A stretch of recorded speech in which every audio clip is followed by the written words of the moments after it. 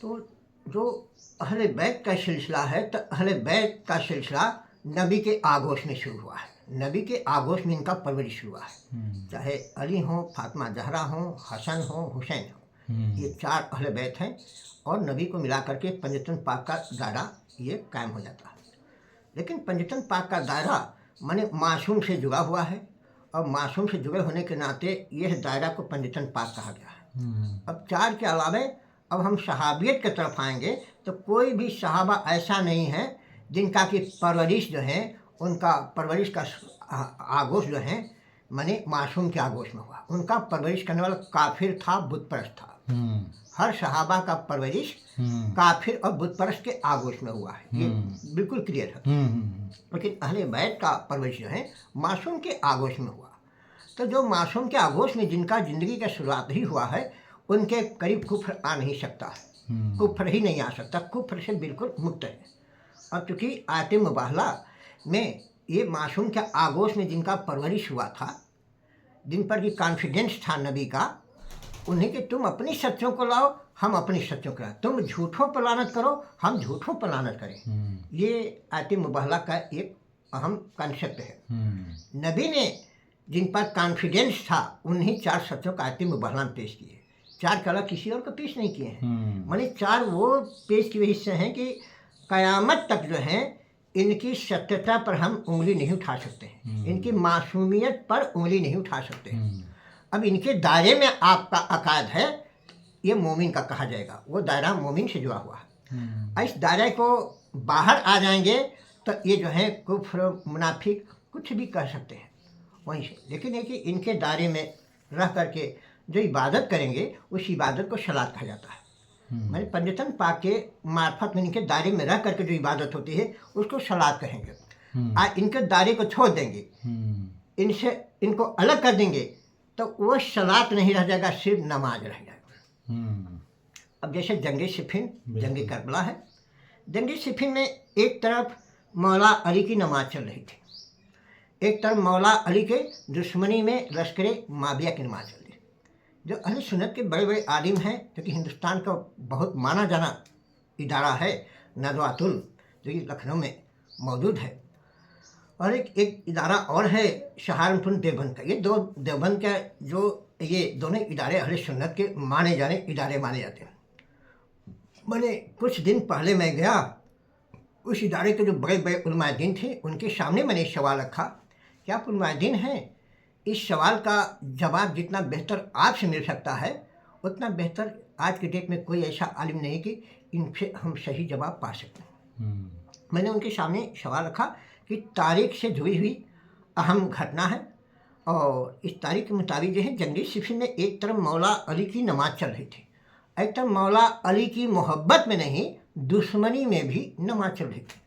दोनों में से किसके पास नबी वाली नमाज थी? बिल्कुल सही। नबी वाली नमाज मौला अली के दायरे में थी कि माविया के दायरे में थी? इस सवाल का जवाब वो लोग नहीं दे पाए। अब अंदाज करें कि उनके इल्म की ताकत कितनी बड़ी है। जो हिंदुस्तान का एक वर्ल्ड स्तर के माने जाने वहाँ के आलिम माने जाते हैं, लेकिन वहाँ के मुफ्ती के पास न उलमाए दीन के पास इसका जवाब नहीं था। हमने कहा कि मौला अली की दुश्मनी में, जिसको नबी ने कहा कि आए अली तुम मुत्तकियों के इमाम है, आए अली तुम मुत्तकियों में अपनी बना कर नहीं कहा, नबी का कलाम है। बिल्कुल आए अली तुम मुत्तकियों के इमाम है। और मुत्तकी के बारे में कुरान में आए थे, उजले फतुल जन्नतुल मुत्तकिन, जन्नत मुत्तकियों के करीब कर दी जाएगी। माने मुत्तकी को जन्नत ढूंढने की जरूरत नहीं है, बल्कि जन्नत खुद मुत्तकी को ढूंढेगी। इसके माने जे जब तक मुत्तकी नहीं होंगे तब तक उसका इमाम मौला अली नहीं हो सकता है। कहने के लिए आप शिया होकर के मौला अली को इमाम मान लीजिए, वो बात अलग है, लेकिन मुत्तकी जब होंगे तभी आपकी इमाम माने का सिलसिला मौला अली के यहाँ कबूल होगी कि ये इसका मैं इमाम हूँ। अब जिसका मौला अली इमाम होंगे उसका रहबरी जो कि मौला अली करेगा, अब सोचिए कि वो शख्स का मिराज कैसा होगा, उसकी बुलंदी कैसी होगी। लेकिन ये तीन जो सहाबा इकराम जिनको कि खुलफाए राशिदीन भी कहा जाता है, लेकिन कहीं किताब में दलील नहीं कि इन लोगों ने मौला अली को अपना इमाम माना। अच्छा, मौला अली को कहीं इन लोगों ने इमाम नहीं माना है। अच्छा, ऐसा नहीं है तारीख में कहीं? नहीं, इसी का नाम फरमाने गदीर है। मन कुंतो मौला फजा अली उन मौला, माने इमामत का सिलसिला मौला अली से शुरू हो रहा है। नबूवत का अंतिम नबूवत का सिलसिला नबी से जुड़ा है। अब कोई नबी नहीं आएगा, अब नबी नहीं आएगा तो इमामत का सिलसिला क़यामत तक चलता रहेगा। उसके जरिए इमामत का सिलसिला क़यामत है कि जिसको नबी ने ऐलान किया अल्लाह को हुक्म से। सूरह माइदा आयत नंबर 67 उसमें अल्लाह फरमा रहा है कि ऐ नबी तुम उस पैगाम को पहुंचा दो जो तुम पर नाजिल किया जा चुका है। अगर तुमने नहीं पहुंचाया तो मेरे मर्जी के मुताबिक तुमने दीन इस्लाम को नहीं फैला। ये कुरान शरीफ में आया था। सूरह माइदा आयत नंबर 67। इस आयत पर अमल करते हुए नबी ने जब आखिरी हज के मौके पर पहुंचे तो माने वो पहुंचने से पहले गदीर में पहुंचने पहले ये आयत नाजिल हुई है। सूरह माइदा से पहले हाँ फरमाने गदीर से पहले ये आयत नाजिल हुई। इसी आयत पर अमल करने का अल्लाह का हुक्म हुआ है। तब नबी जो है फरमाने गदीर के मुताबिक जो है उन्होंने आगे जो निकल गए थे उनको पीछे लौटाए, और जो आ रहे थे गदीर तक पहुंच रहे थे। क्योंकि गदीर एक ऐसा जगह है जहाँ पर कि वहाँ से कई जगह के लिए रूट निकलता था। वहीं से लोग जो हैं हाजी लोग जो अपना यानी इतनी बड़ी जगह थी वो जहाँ पर लोगों को इकट्ठा वापस किया गया। जो आगे निकल गए थे उन्हें बुलाया गया वापस। इसका मतलब काफी बहुत ज्यादा इम्पोर्टेंट ये बात थी। जी हाँ, अल्लाह का हुक्म था। जी हाँ। तो नबी ने इस आयत पर अमल करते हुए ऐलान किया अल्लाह की मर्जी से, मन तो मौला फजा अली उन मौला, जिसका मैं मौला उसका अली मौला। जो लोग मुझे अपना इमाम मानते हैं, पथ प्रदर्शक मानते हैं, मुझे रोशनी दिखाने वाला मानते हैं, उनका भी माने वो माने इमाम और पथ प्रदर्शक मौला अली है। ये बात रसूल खुदा सल्लल्लाहु अलैहि वसल्लम ने कही गदीर के मैदान में। क्यों अली के लिए ऐलान हुआ है, इसके पीछे एक वजह है भाई। जो अंतिम इस दूत के पास जो अल्लाह का पसंदीदा दिन इस्लाम को खड़ा करने का, पूरी दुनिया के अंदर फैलाने का जो अधिकार अल्लाह ने दिया, वो था कि माने 1,23,999 नबी पैगंबर रसूल नबी से पहले आ चुके हैं। तो ला इलाहा इल्लल्लाह की बुनियाद पर जितना अंबिया आए उनका बुनियाद क्या था? ला इलाहा इल्लल्लाह था। किसी भी पैगंबर का कोई दूसरा बुनियाद नहीं रहा है, इसलिए इनको मासूम माना गया है और हर पैगंबर पे ईमान रखना वाजिब कर दिया गया है। कुरान में 26-27 जो है नबियों पैगंबरों का ही जिक्र है, लेकिन कौल रसूल के मुताबिक 1,00,000 कौल रसूल की बात है, कुरान की बात नहीं है। अच्छा। 1,23,999 पैगंबर इस धरती पर उनका आगमन हुआ। तो ला इलाहा इल्लल्लाह की बुनियाद पर जो अंबियों का विरासत, जो पसंदीदा दिन इस्लाम जो अल्लाह का था, उनके जरिए ये विरासत जो आखिरी नबी तक पहुंचा, इस विरासत को क्या कहते हैं? कुरान और अहले बैत। ये अंबियों की विरासत का नाम है कुरान अहले बैत। ये चूँकि इस मासूम से जुड़े हुए कुरान भी है, जिन्होंने पैदा होने से लेकर कब्र में जाने तक कभी झूठ नहीं बोले, और अहले बैत भी इसी मासूम के आगोश में इनका परवरिश हुआ है। और दो इतना सच्चे हैं कि इनके किसी किरदार अमल पर हम क़यामत तक उंगली नहीं उठा सकते। इसलिए कुरान और अहले बैत, इन दो मासूमों का जो संबंध आखिरी मासूम से है, तो ये कुरान और अहले बैत माने ये विरासत अंबिया भी हैं और अहले बैत विरासत अंबिया के वारिस भी हैं। अब इसलिए कि इनके अंदर जर्रावा झूठ, लालच, धुतबाजी, तकब्बुर बिल्कुल नहीं है। अल्लाह ने पूरी कायनात को खड़ा किया तो कायनात में अपना मार्फत हासिल करने के लिए, अपने करीब आने के लिए एक दायरा बना दिया। वो दायरे का नाम जो है सत्य का मंदिर, जिसको शीयत कहा गया है। सूरह अलहम्द में वो सिरातुल मुस्तकीम का भी लफ्ज़ दिया गया है। अच्छा। मैं हिंदी में इसको आपको ये कह रहा हूँ, सत्य का मंदिर। सत्य का मंदिर को अरबी जुबान में शीयत कहेंगे। अच्छा। और सिरातुल मुस्तकीम ये अरबी जुबान है, शिया भी अरबी जुबान है।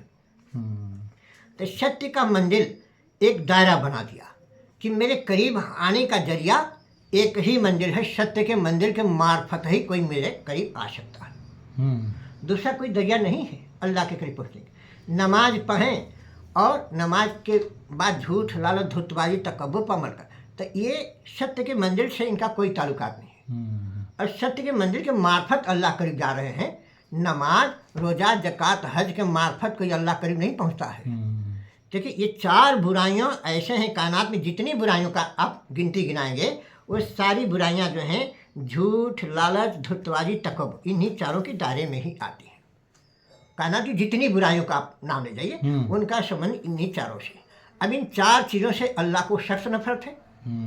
भाई महान सत्य का नाम अल्लाह है, जिसने पूरी कायनात को खड़ा किया है, उसकी सत्यता पर हम उंगली नहीं उठा सकते हैं। उसकी खड़ा की वजह सूरज एक निश्चित दायरे में ही अपना वो गति पर घूम रहा है, पृथ्वी पर है, कभी उसकी गति में बदल नहीं। 24 घंटे में दिन रात हो रहा है वो चीज़। अगर उसकी सत्यता में जरा भी कमी रहती तो कायनात उखड़ पुखड़ करके कोई इसका अस्तित्व ही नहीं बचता। लेकिन महान सत्य की बुनियाद पर ये पूरा ब्रह्मांड का संचालन हो रहा, पूरी कायनात का संचालन हो रहा। अब उसने दायरा बना ली कि झूठ, लालच, धुर्तबाजी, तकब्बुर, ये 4 चीज़ों का आप त्याग देंगे तो आपकी नमाज कामयाब हो जाएगी, रोज़ा कामयाब हो जाएगी, ज़कात, हज, ये चारों अरकान की कामयाबी का जड़ क्या है?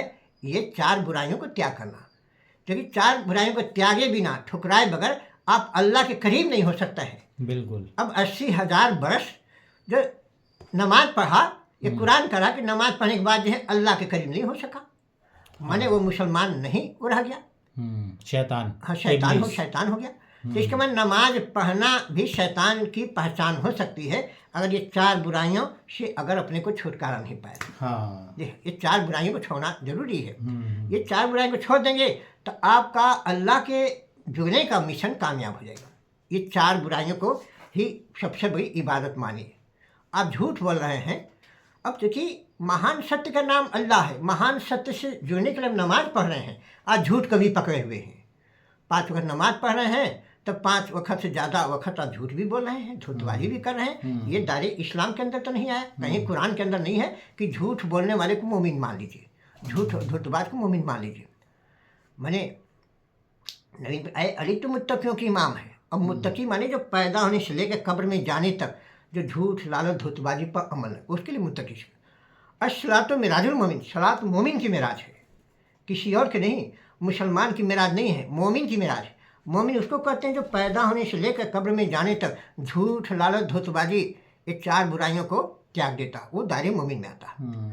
अब देखिए मोमिन के दायरे में आ करके वो इबादत कायम करेंगे तो अस्सलातु मिराजुल मोमिन।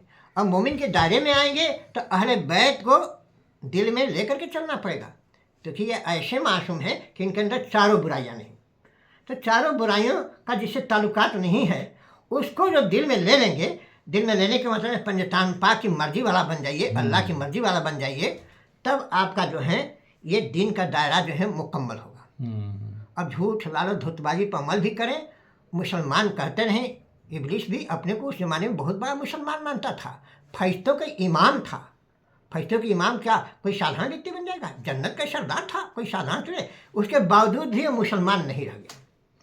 अगर नमाज के अंदर इतनी बुलंदी थी तो आज उसको क्यों नहीं मुसलमान मानते हैं?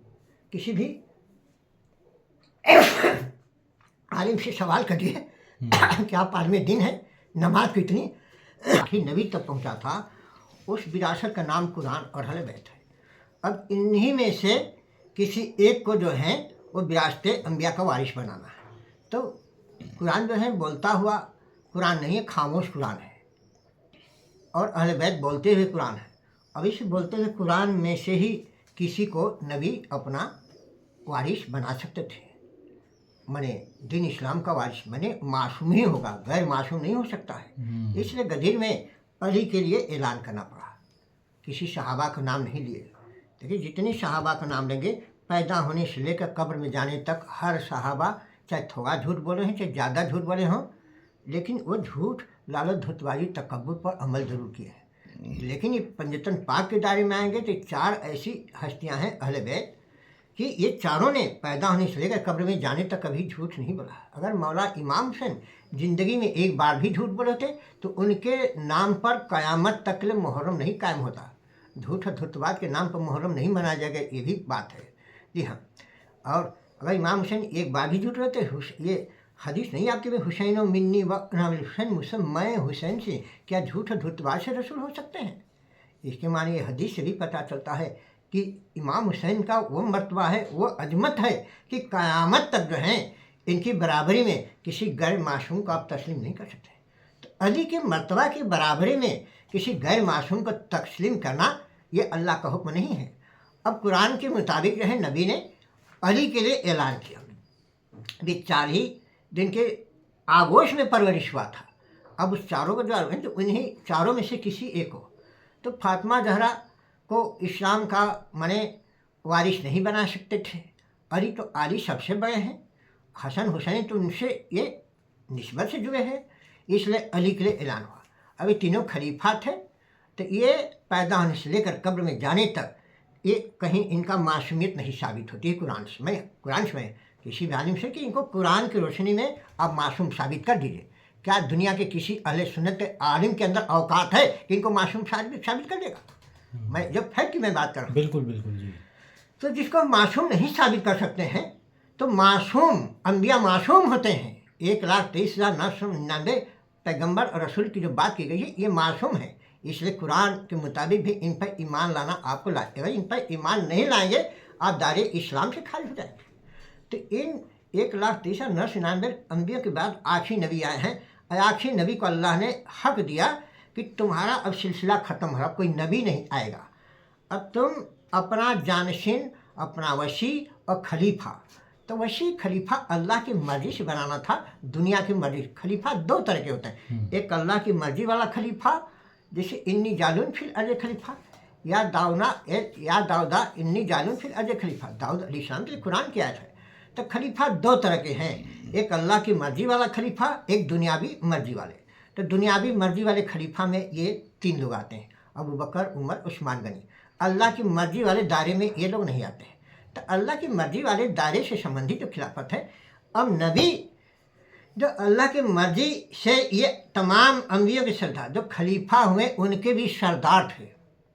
आदम दाऊद के लिए जो कि वो कौन जबूर नाजिल हुआ है दाऊद अलैहिस्सलाम पर, यानी अल्लाह की कलाम नाजिल हुई है। मूसा अलैहिस्सलाम पर तौरात नाजिल हुआ है, इंजील ईसा अलैहिस्सलाम पर, आखिरी नबी पर कुरान नाजिल। अब कुरान के अंदर जो है ये सारी मासूमियत है। तब नबी ने ऐलान किया मन कुंतो मौला ख्वाजा, ऐसे नहीं ऐलान हुआ है, इसके पीछे बहुत बड़ा माने अल्लाह का मनसब इलाही है कि एक मासूम का वारिस ही मासूम को ही बनाया जा सकता, गैर मासूम को नहीं बनाया जा सकता।